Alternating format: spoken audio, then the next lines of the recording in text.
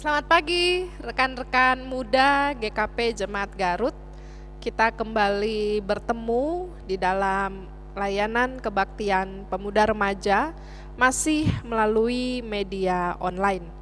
Terima kasih untuk rekan-rekan yang setia untuk terus mengikuti dan mendengarkan setiap renungan-renungan yang disediakan oleh Majelis Jemaat dan Komisi Kategorial GKP Jemaat Garut.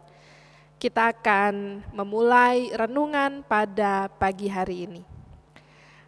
Rekan-rekan muda yang dikasihi Tuhan Yesus, renungan hari ini terambil dari 1 Korintus pasal 10 ayat 23 hingga 24.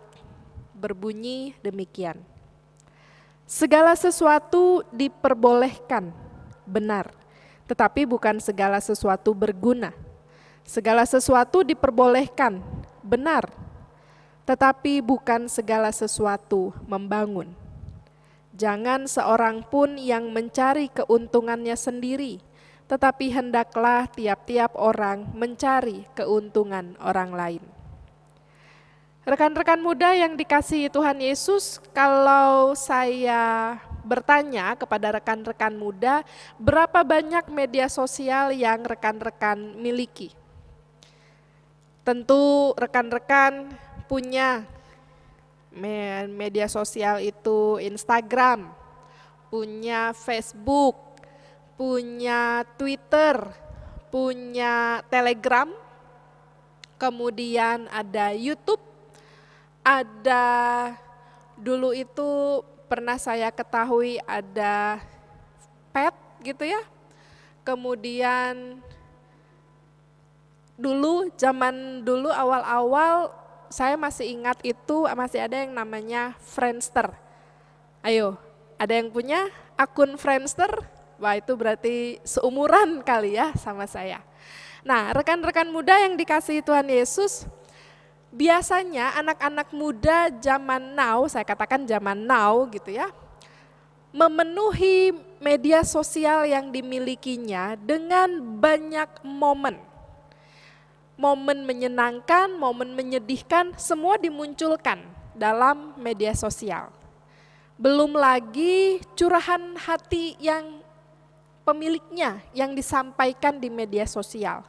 Misalnya saja hatinya sedang sedih, lalu menuliskan, "Aku tuh sedih loh," misalnya. Atau dia sedang berbunga-bunga karena jatuh cinta, lalu menuliskan, "I'm falling in love." Atau bahkan menuliskan lirik-lirik lagu percintaan yang sesuai dengan dirinya. Hayo ngaku, ada enggak di rumah adik-adik ya yang merasa melakukan media sosial seperti itu? Menjadikan media sosial sebagai tempat untuk mencurahkan seluruh hati, seluruh isi perasaan pada saat kita sedang mengalami sesuatu. Tapi rekan-rekan kalau ditanyakan lagi lebih jauh, apa dampaknya dengan rekan-rekan mencurahkan seluruh hati, isi perasaan, pikiran di media sosial?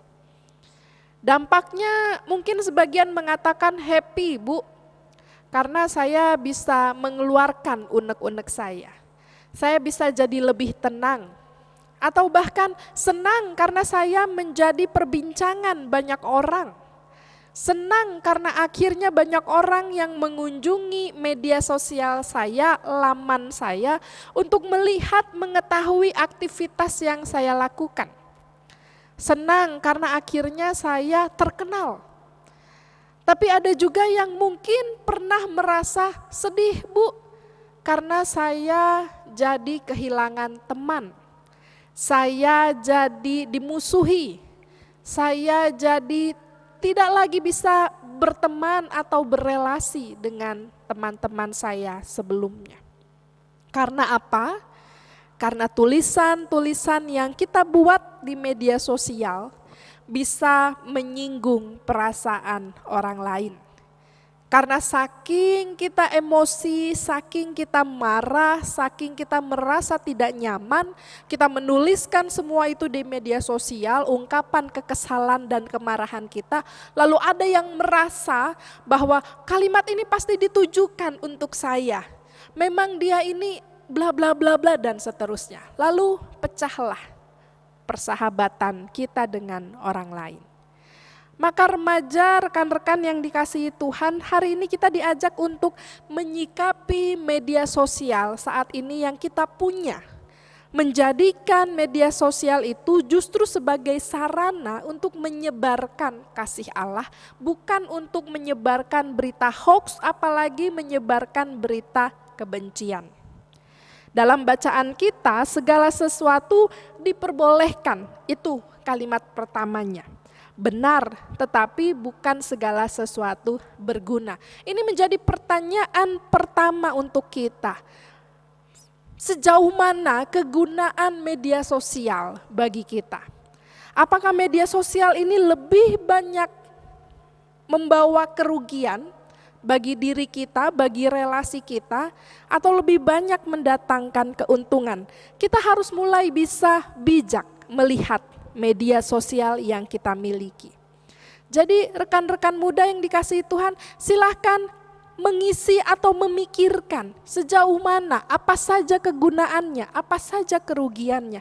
Bagaimana selama ini saya menggunakan media sosial ini dengan bijak, dengan bertanggung jawab, atau hanya demi suka-suka, hanya demi mencari orang lain untuk melihat diri sendiri, untuk mencari popularitas dari orang lain. Lalu yang kedua, segala sesuatu diperbolehkan, benar, tetapi bukan segala sesuatu membangun. Ini pertanyaan refleksi yang kedua. Media sosial kita membangun relasi kita dengan orang lain atau malah meruntuhkan relasi kita dengan orang lain. Ada yang mengatakan gadget itu gitu ya, handphone. Saya yakin handphone yang rekan-rekan miliki saat ini tidak pernah jauh dari jangkauan tangan rekan-rekan. Kalau jauh saja pasti dicari. Kalau baterainya lemot saja pasti langsung cari colokan kabel untuk cari listrik dan harus bisa on lagi. Dulu alat komunikasi ini dihadirkan untuk menjangkau mereka yang jauh agar lebih dekat. Agar relasi antar kawan, relasi antar saudara ketika terpisah jauh dengan pulau atau durasi perjalanan yang sangat jauh tetap bisa terasa dekat karena adanya gadget, adanya media sosial yang beragam saat ini, bermunculan saat ini. Tetapi nyatanya sekarang media sosial ataupun gadget membuat kita jauh dengan orang terdekat sekalipun. Karena segala sesuatunya disampaikan melalui media sosial. Nah, ini pertanyaan refleksi yang kedua buat kita semua. Apakah media sosial ini membangun relasi kita atau meruntuhkan relasi kita? Lalu ayat 24, jangan seorang pun yang mencari keuntungannya sendiri, tetapi hendaklah tiap-tiap orang mencari keuntungan orang lain. Refleksi yang ketiga, apa tujuan rekan-rekan memanfaatkan media sosial ini? Tadi untuk mencari popularitas-kah? Untuk bersenang-senangkah, atau untuk menghakimi orang lain, atau untuk menyebarkan berita kebohongan tentang orang lain, sehingga dampaknya relasi kita dengan orang lain menjadi runtuh, menjadi hancur. Dan akhirnya media sosial lebih banyak mendatangkan kegunaan yang tidak baik dibandingkan hal yang baik. Rekan-rekan muda yang dikasihi Tuhan Yesus, bukan berarti ketika renungan ini kita bicarakan bersama membuat kita anti dengan media sosial. Tetapi justru saat ini kita diajak untuk menyikapi secara kritis. Bagaimana kita mesti bertanggung jawab dalam alat komunikasi, dalam penggunaan media sosial kita saat ini. Hindari penggunaan media sosial hanya untuk mendatangkan popularitas. Hindari penggunaan media sosial untuk menjatuhkan orang lain. Hindari penggunaan media sosial hanya untuk mencari pembenaran diri, pembelaan diri, tetapi orang lain kita hakimi.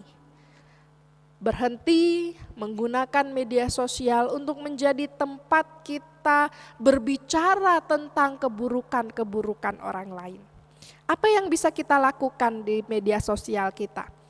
Bagikan pesan-pesan yang positif, misalnya renungan-renungan, atau ayat-ayat Alkitab yang membawa kedamaian, membawa semangat bagi orang lain. Hadirkan kesukacitaan, kegembiraan, tunjukkan semangat yang tinggi, motivasi yang tinggi.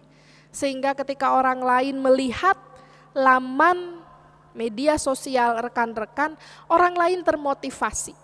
Orang lain menjadi semangat kembali. Orang lain menjadi bersukacita.